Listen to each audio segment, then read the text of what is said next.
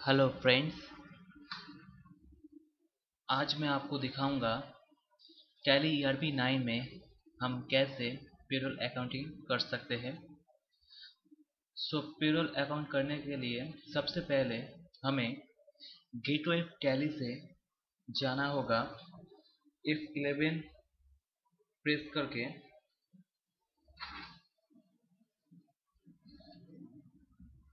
Accounting features में वहां से आप मेंटेन पेरोल इसको यस करेंगे। मेंटेन कॉस्ट सेंटर इसको यस करेंगे। उसके बाद देखिए मोर देन वन पेरोल इसको भी आप यस करना होगा। उसके बाद आप यहाँ से बाहर आ जाइए। इसके बाद हम गेटवे टैली से देख सकते हैं, यहाँ पर देखिए पेरोल इन्फो आ गया है। इसके अंदर जाके हम सबसे पहले पे हेड में जाएंगे। पे हेड में हम क्रिएट करेंगे। मैंने क्रिएट करा है इसलिए मैं ऑल्टर में जाकर आपको दिखा रहा हूँ, पर आप जब करेंगे तो आपको क्रिएट से ही जाना होगा। तो देखिए सबसे पहले हम करेंगे बेसिक। बेसिक में देखिए यहाँ पर देखिए पे हेड अल्टरेशन में देखिए नेम होगा बेसिक। उसके बाद होगा पे हेड टाइप, मतलब टाइप कैसा होगा, ये अर्निंग फॉर एम्प्लॉयज के ऊपर होता है। इनकम टाइप ए फिक्स्ड होगा। इसका अंडर होगा indirect expenses. After net sales इसको यस कीजिएगा। Name to appear in pay slip basic, इसका ग्रेच्युटी यस होगा। कैलकुलेशन टाइप होगा on attendance. Attendance leave with pay होगा प्रेजेंट, इसको भी हमें बनाना पड़ेगा, मैं आपको ये बाद में दिखाऊंगा। कैलकुलेशन पीरियड होगा मंथ पे। पर डे कैलकुलेशन बेसिक होगा एज पर कैलेंडर पीरियड, मतलब एक महीने के ऊपर ये होता है। उसके बाद देखिए राउंडिंग मेथड, आप इसको नॉर्मल ले सकते हैं। उसके बाद आप इसको एक्सेप्ट कर यस कर बाहर आ सकते हैं। उसके बाद हम जाएंगे कॉन्वेंस पे। यहाँ पर देखिए इसका भी पे हेड होगा earning for employees. Income types होगा फिक्स्ड। इसका भी अंडर होगा indirect expenses. Effect net salary, इसका भी यस होगा। Name to appear in pay slip, it कॉन्वेंसी जो नाम होगा वही आएगा बाय डिफॉल्ट। और इसका ग्रेच्युटी के ऊपर नहीं होता तो यहाँ पर आप नो कर दीजिएगा। कैलकुलेशन टाइप पे देखिए यहाँ पर होगा कैलकुलेशन होगा एज यूजर डिफाइंड वैल्यू के ऊपर। ओके, इसके बाद आप इसको एंटर करके बाहर आ जाइए। उसके बाद आप देखिए ग्रेच्युटी फंड। ग्रेच्युटी फंड के पे टाइप में आप देखिए ग्रेच्युटी लिखेंगे। उसके बाद अंडर देंगे। अंडर होगा करंट लाइबिलिटीज। करंट लाइबिलिटीज के ऊपर जब भी आप एंटर करेंगे तब ऐसा एक पेज चला आएगा। यहाँ पर देखिए gratuity day of a month, हम कितने डे के ऊपर एक ग्रेच्युटी देंगे। यहाँ पर देखिए हम 60 डे लेते हैं क्योंकि 4 डेज हमारा हॉलीडे होता है, इसीलिए एक महीने में 26 डेज हम वर्किंग करते हैं। सो यहाँ पर देखिए from 1 to 60 no gratuity, 61 to 120 पे 15 और 121 के ऊपर भी 15 ही होगा। इसका राउंडिंग मेथड होगा नॉर्मल।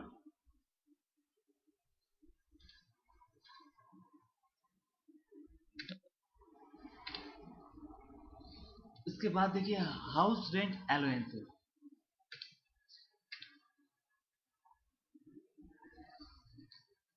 इसमें देखिए इसका पे हेड होगा earning for employees. Fixed income type होगा फिक्स्ड, अंडर होगा इनडायरेक्ट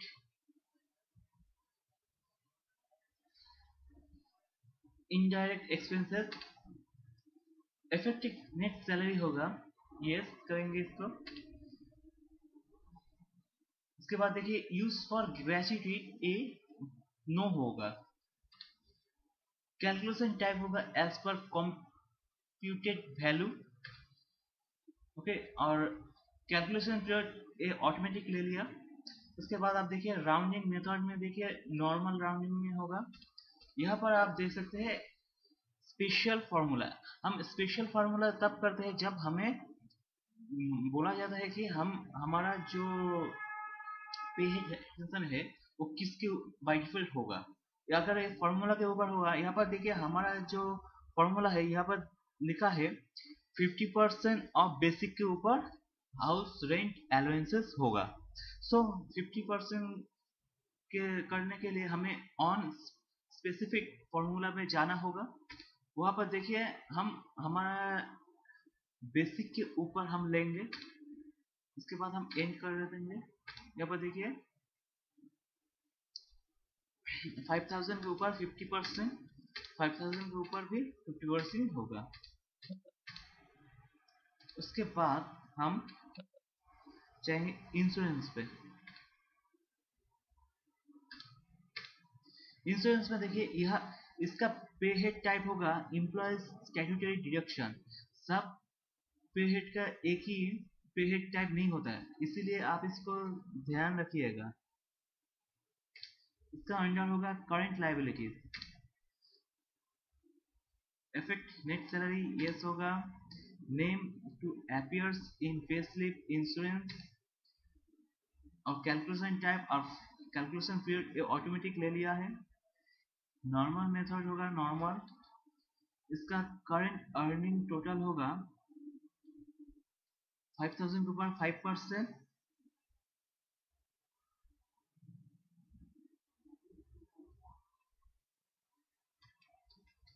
5000 के ऊपर होगा 10,000 के ऊपर 0 होगा।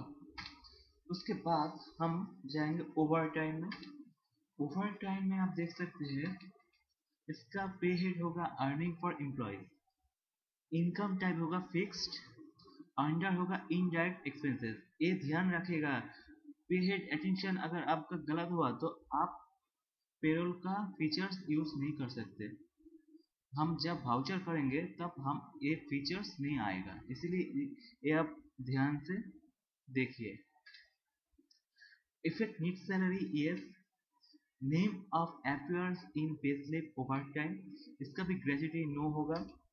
Calculation type on attendance, attendance leave with pay on overtime ही होगा। कैलकुलेशन पीरियड मंथ के ऊपर ही होता है, per day calculation basic as per calendar period. इसके बाद देखिए राउंडिंग मेथड नॉर्मल होगा। इसके बाद देखिए प्रोफेशनल टैक्स। प्रोफेशनल टैक्स आप यहाँ पर देख सकते हैं, इसका पे हेड टाइप होगा एम्प्लॉय स्टैट्यूटरी डिडक्शन, अंडर होगा current liabilities, effect net salary होगा यस। इसके बाद देखिए बाकी सब ऑटोमेटिक ले लिया है।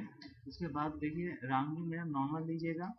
यहाँ पर देखिए हमारा और एक फॉर्मूला है जहाँ पे आप देख सकते हैं ऑन करंट अर्निंग टोटल के ऊपर हम ये बेसिक लेंगे। यहाँ पर वैल्यू के ऊपर होगा, मतलब हमारा जो बेसिक होगा उसके ऊपर ही एक वैल्यू है, उसके ऊपर हम ये लेंगे।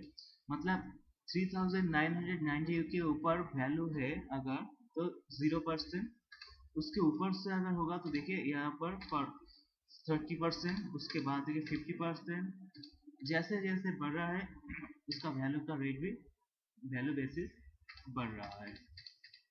इस तरीके से हम करेंगे, उसके बाद हम इसको देंगे। उसके बाद देखिए प्रोविडेंट फंड। प्रोविडेंट फंड में पे हेड टाइप होगा employee statutory deduction under current liabilities, effective से यस कीजिएगा। एक प्रोविडेंट फंड होगा, यहाँ पर देखिए राउंड मेथड नॉर्मल होगा, इसका भी स्पेसिफिक फार्मूला है ये बेसिक के ऊपर ले आया जाता है। अगर आप लेना चाहते हैं तो मैं यहाँ पर बेसिक के ऊपर लिया हूँ, इसीलिए जब हम बेसिक के ऊपर या और किसी के ऊपर लेंगे तब हम स्पेशल फॉर्मूला अप्लाई करेंगे। इसके अलावा हम नॉर्मल फार्मूला यूज़ करते हैं। यहाँ पर देखिए 5000 के ऊपर 10% हम लेंगे, ठीक है। इस तरीके से हमारा पे हिट्स हो गया है। नेक्स्ट ट्यूटोरियल में आपको हम और दिखाएंगे। ये ट्यूटोरियल देखने के लिए आपका धन्यवाद।